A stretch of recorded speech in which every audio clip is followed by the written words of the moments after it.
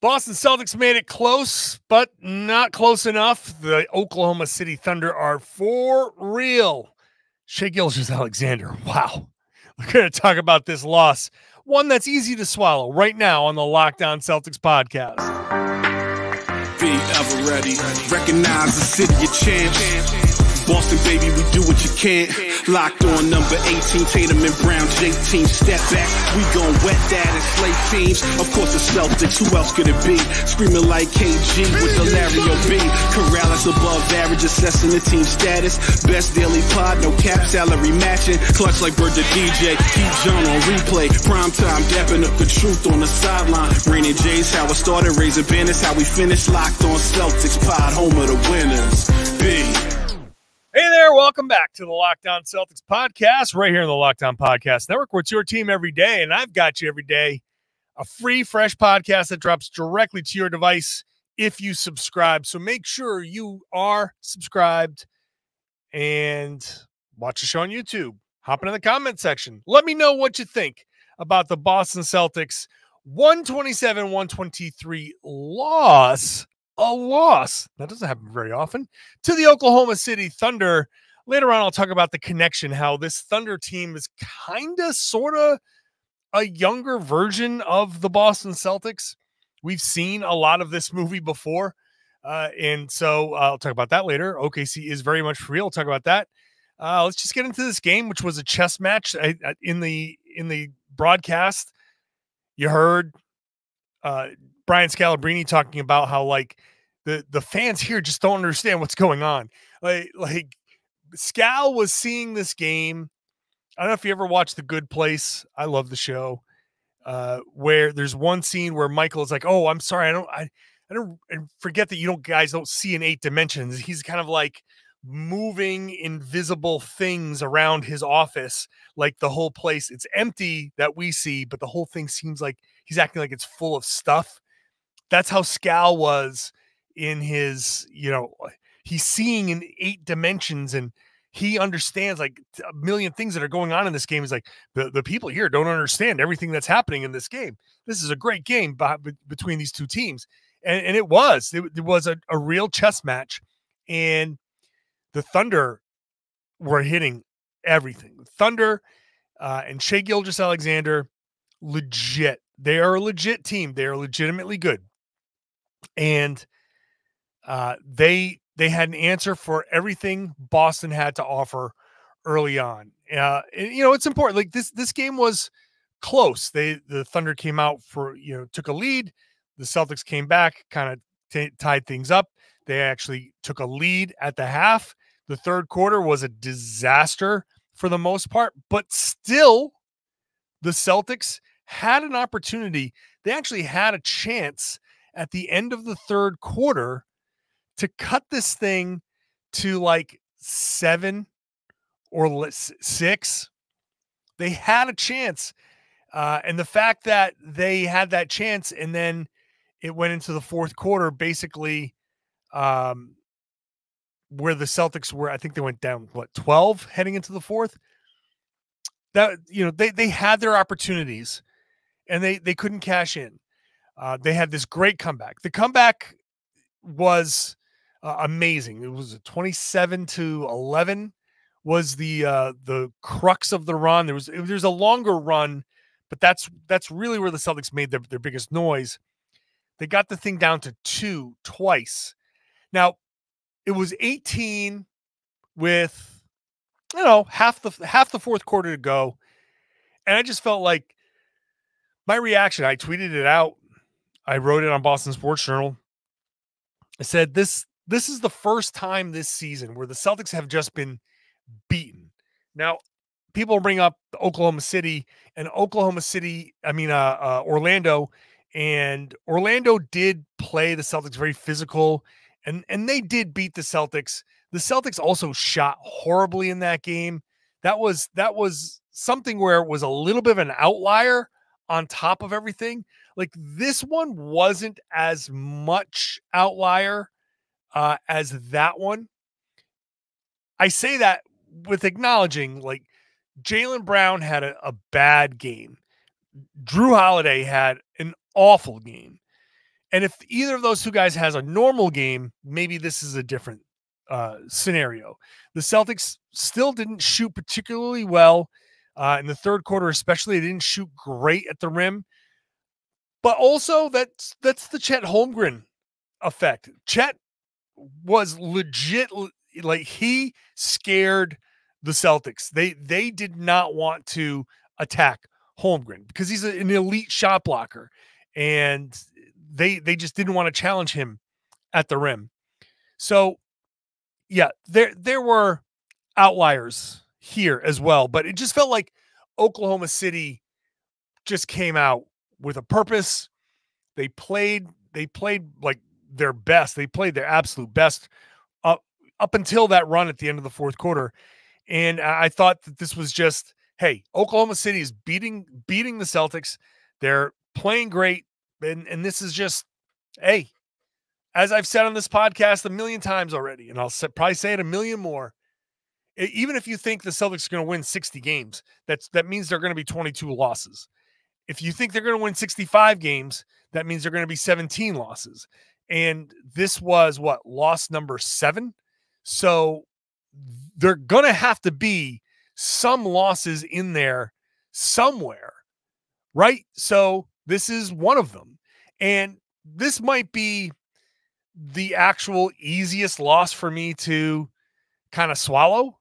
Just from there's plenty that they can do better. Absolutely.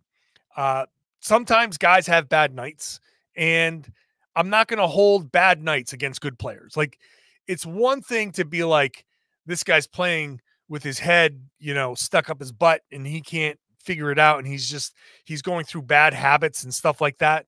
We can criticize guys somewhat, but like, if you're just having a bad night, guys have bad nights. Jaylen Brown, I thought, had a simple bad night.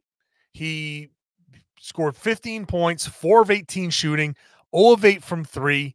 He got to the line, 7 of 8. That one free throw he missed, if I'm going to criticize anything, it's that free throw. Some of the turnovers early on felt like he was pushing it. He was forcing it a little too much. A little bit of a criticism there. But my overall Jaylen Brown feeling from this game was, chalk it up. It's a bad night for him. He's too good to have too many of these bad nights. And, you move on. He'll have one or two more of these over the course of the season. Every great player has one of these, whatever. If he has a normal game, the Celtics maybe win this. Maybe they take a lead earlier. Maybe they have a lead. Maybe they don't have the third quarter that they had. He did play, somewhat well in the fourth. He ended up shooting 3 of 8, not shooting particularly, like 3 of 8, 4 of 8 is 50%. But he had 9 points, tied with Derek White for the most. So he also in the fourth quarter played well. So, like, I'm not going to hold the overall Jaylen Brown game against him. Jrue Holiday was just bad. It might be the worst Jrue Holiday game we've seen in a long time. Never mind this season. This is a really bad Jrue Holiday game. Not only was he 2 of 8, he did hit 2 of 5 from 3. That's 40%. He did have 7 assists. He was a minus 15 and a legit minus 15. He could not stay with Shai Gilgeous-Alexander. He, by the end of his time there, he was standing still on some possessions. There's the possession at the end of the third quarter. The Celtics get a stop. They bring it down the other end. Holiday completely misses. First of all, Holiday gets the ball in the left wing. He tries to find Al Horford, throws the pass behind Al Horford, and nearly turns it over. So I don't know. He wasn't on point at all with that pass. Then he gets the ball back. He gets it to the rim. He completely misses a point-blank layup. And then the Thunder come down the other end and score. And it was because Holiday had just I don't know what was going on. Defensively, he was awful. Offensively, he was mostly awful. Just what are you going to do? Holiday is too good to have this many bad games as well. Whatever, right? Like whatever. What can I say? He's Jrue Holiday. He's too good for this, and so he'll be better in the next game. It's going to happen. It's going to happen. The Celtics in this chess match paid a price. Kristaps Porzingis, they put him on Josh Giddey, and that didn't work. But the chess match continued on, and things changed to kind of key this comeback. I'll talk about that stuff in just a second. Today's show is brought to you by FanDuel. Our good friends over at FanDuel are the number one sportsbook in America. Why? Because they give you new customers $150 in bonus bets guaranteed. All you have to do is place a $5 bet. So I know the NFL season is winding down, but there's still plenty of time to get into the action. Place your $5 bet. Win or lose, you're going to get $150 in bonus bets, and you can use that on live same game parlays. You can get to the new Explore tab in the app and find bets there. You can make a parlay in the Parlay Hub, which is the best way to find popular parlays and more. Cruise through this app. Super easy to use, super fun. FanDuel.com/lockedon to sign up. FanDuel.com/lockedon. Make sure your first bet is a layup. FanDuel is the official partner of the NFL. FanDuel also has these tools that you can use. If you explore the app and use those tools, you can set the limits. You can make sure you're setting your parameters. And this way you can have fun because you'll be gambling responsibly.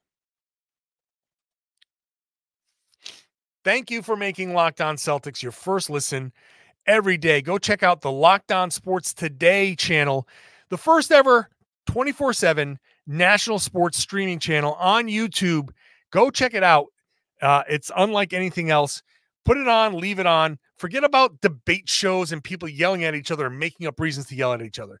This is the Locked On Podcast Network, the local experts having real meaningful conversations about the sports that you love. Check it out over at Locked On Sports Today on YouTube. I think one of the reasons why the Celtics lost this game was they made a choice to put Kristaps Porzingis on Josh Giddey and have him roam.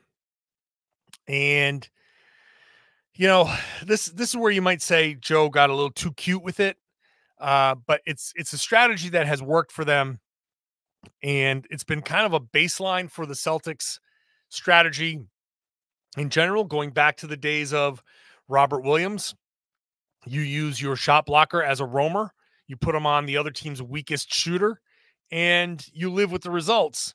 And hopefully, as a roamer, he's able to help out and anchor a really strong defense. Well, it didn't quite work out the way they wanted it to. Giddey started off hitting shots, kind of never stopped. 8 of 14 overall, 4 of 7 from 3, 23 points. He also had 6 assists and 8 rebounds. That's a strategy that kind of backfired.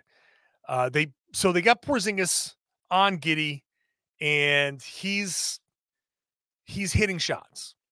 So what's the natural reaction when the guy you're guarding and you're supposed to be helping off of hits shots? Well, the natural reaction is you stay closer to that guy. But the whole point of keeping Porzingis on Giddey was for him to help and slow down Shai Gilgeous-Alexander so he doesn't get all the way to the rim, because that's what he loves to do.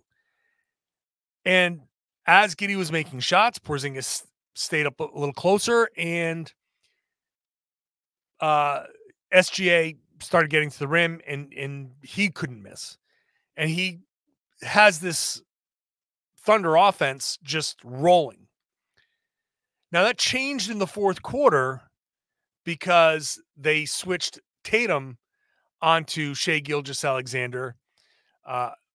Holiday could not, like I said, could not stay in front of SGA at all. Just Again, just an awful night for him. But when Tatum covered Shai, it changed, right? The length bothered him. His quickness bothered him.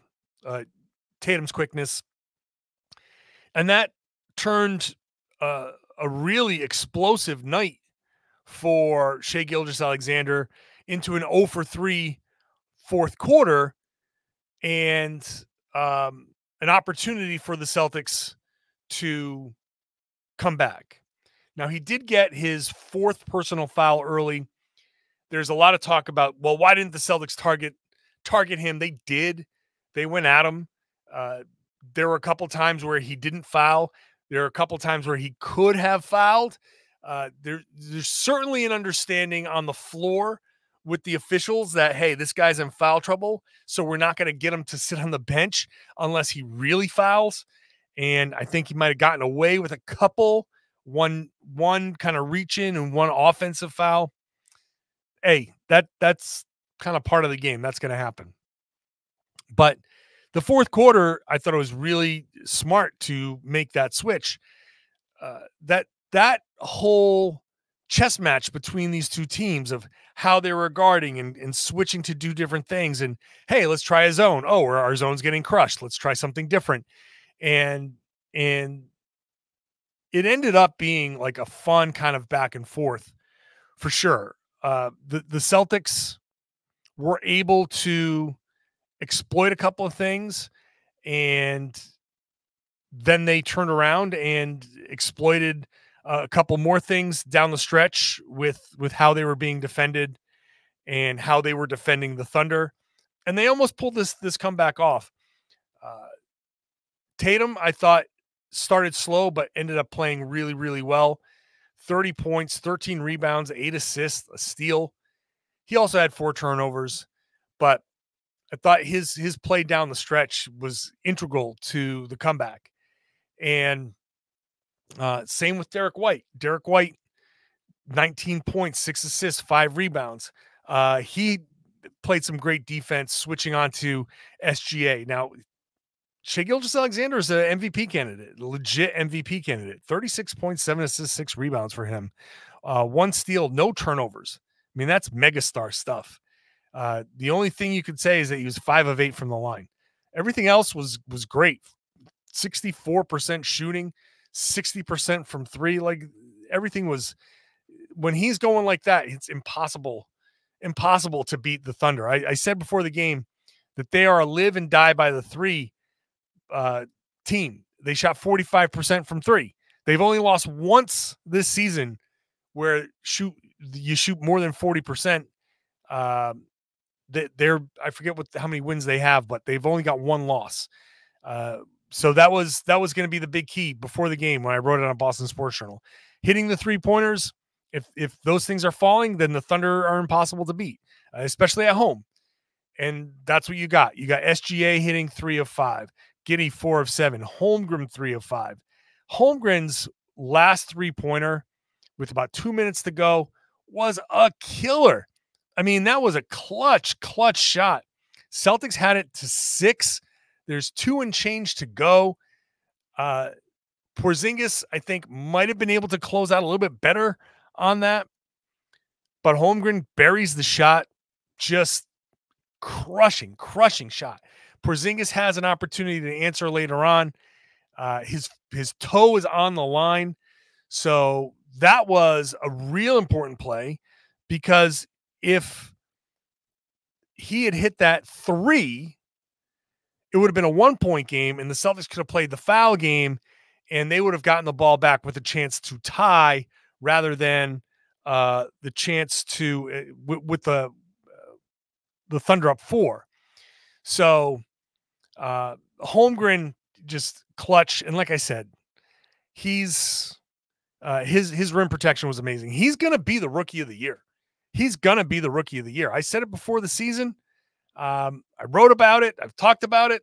I think Holmgren as rookie of the year, he's good enough. When I saw him in the preseason, I said, oh yeah, this guy's got it. I tell right away that this guy's got it. he's better than Victor Wembanyama at the moment, although Wemby's clearly a bigger talent and will pass him quickly. This season on this team, for Holmgren to have this kind of impact is huge. I know he's a second-year guy, but and I'm normally against second-year guys making the Rookie of the Year, but the rules are the rules, and he's going to be the guy that wins it because he moves well. He moves better than Wembanyama, I think, at this stage, just at this stage. And having that year in the league, he understands the league a little bit better. So, shout out to the Thunder, man. This was the Thunder came out and were better than the Celtics for enough of the game for 30, I'll say 38 minutes, 37 minutes. They were just flat out better than the Celtics. And then they kind of eased up. And that's really where I said, these Thunder are kind of like the Celtics used to be. It's like a different version of the Celtics. I'll get into that a little bit in just a second. Today's show is brought to you by Gametime. Take the guesswork out of buying last-minute tickets. Go to the Gametime app. Use the code LOCKEDONNBA. You're going to get $20 off your first purchase. Why should you use the Gametime app? Well, they've got last-minute tickets all the way up to the event beginning, actually an hour after the event begins, and it's any event, sports, theater, comedy, whatever. You can see the view from the seat before you buy it, so you know exactly what you're getting. The all-in prices show you the price up front, so you know exactly what you're paying. And you can buy the tickets in seconds. So tap, buy, boom, done. You can get zone deals. So you pick the section, and Gametime picks the seats. You get savings out of that. And the Gametime guarantee means you're always going to get the best price, because if you find tickets in the same section and row for less somewhere else, Gametime will credit you 110% of the difference. So you will be getting the best price no matter what. Download the Gametime app, create an account, use the code LOCKEDON for $20 off your first purchase. Terms apply. Again, create an account and redeem the code LOCKEDON, LOCKED, locked on, for $20 off. Download Gametime today. Last minute tickets, lowest price guaranteed. Thank you for making Locked On Celtics your first listen every day. Go check out Locked On NBA. Normally I'd be hosting Locked On NBA tonight with Jake Madison, but because the Celtics played, too much for me to do afterwards. But I'm sure Jake and my fill-in have this thing locked down to hopefully he's not too good. Hopefully I'm not Wally Pipped over here and I'm off the show. I'll be on the show. Check out Locked On NBA. Whole league covered in a fun way wherever you found this podcast. I'm not bothered by this loss one bit. I'm not bothered by this loss at all. The Celtics, I thought, played generally good basketball, minus the third quarter, where they had a rough. They haven't had a rough third quarter in a long time, like more than a month. I'm not too worried about it. Guys have bad games. I'm not too worried about it. This is a loss that I can easily swallow, process, move on from it. Not the biggest deal in the world. The Celtics made their comeback, so they didn't quit. That's good. That's important. And as they were making their comeback, I looked at this team and I said, wow, this Thunder team, it really is very much like the Celtics in the past, because I compared it to like the biopic, or is it biopic of, you take, like, I just saw Iron Claw, right? The Von Erichs, the Von Erich movie. If you don't know the story of the Von Erichs, I won't spoil the story for you, but it was a wrestling family from my childhood. So back in the 70s and 80s. And there are details in the story that happened to the family, not exactly the way they happened in the movie, right? Something happens in the movie. And it really is kind of like, well, yes, that happened to this character, this person, but in real life, it happened like after the fact, and there was a couple of things in between. And in the movie, they said, no, we're not going to do all those other things in between. We're going to make it so this happens under this scenario. And so it's not, it's like a dramatization a little bit, right? They take all the details from these things that really happen and they combine a couple and they smooth over a couple. So it's easier to consume as a movie. Well, the Thunder are kind of like that when it comes to the Celtics. In relation to the Celtics, it's not the exact same timeline, but here they have a star that's an MVP candidate.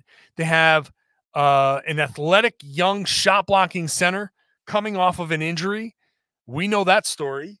They've got a ton of draft picks, and they are in every rumor because of those draft picks.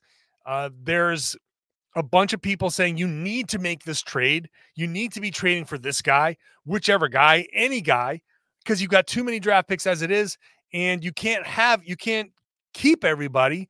We know that story. It doesn't happen all at the same time like this in Boston's past, but we've seen it.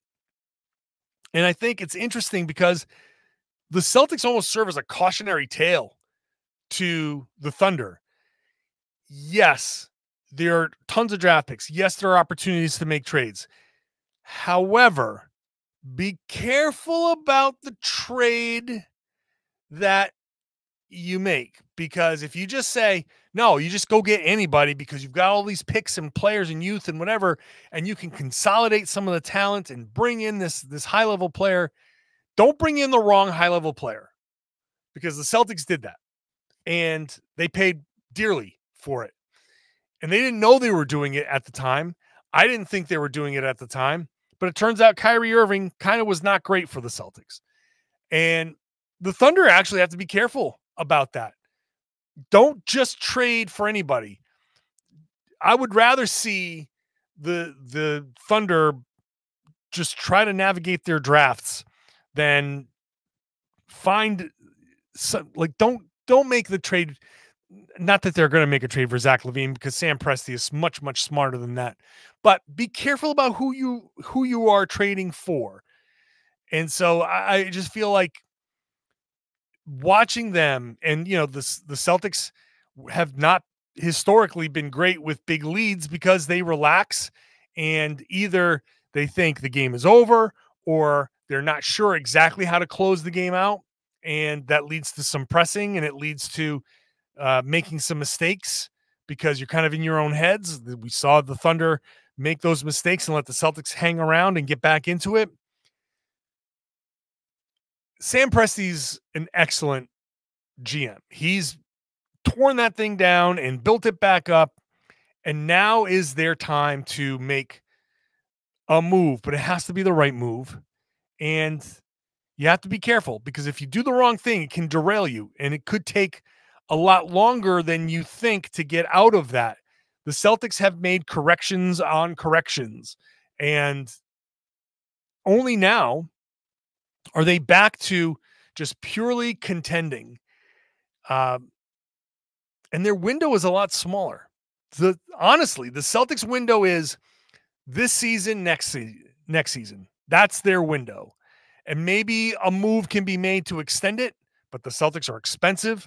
The more expensive they get, the more prohibitive the rules get, and the less they're going to be able to improve their team and all this stuff.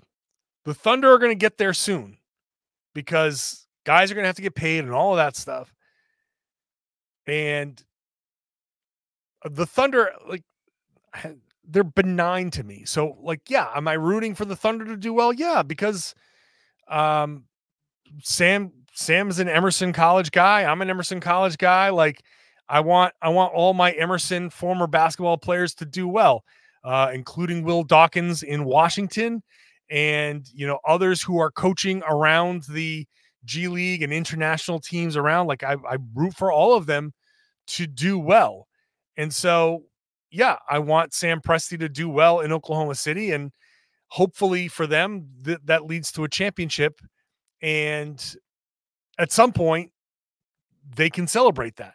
Now, the Celtics window is small because of the second apron and all of that stuff, but the Celtics window is also small because Victor Wembanyama exists, and that's going to change quickly in San Antonio. And SGA and Chet Holmgren as a combination exists in Oklahoma City.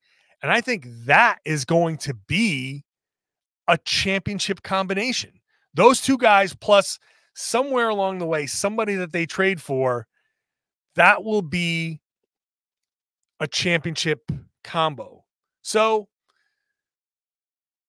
just be careful, OKC, because we've seen this movie before in Boston.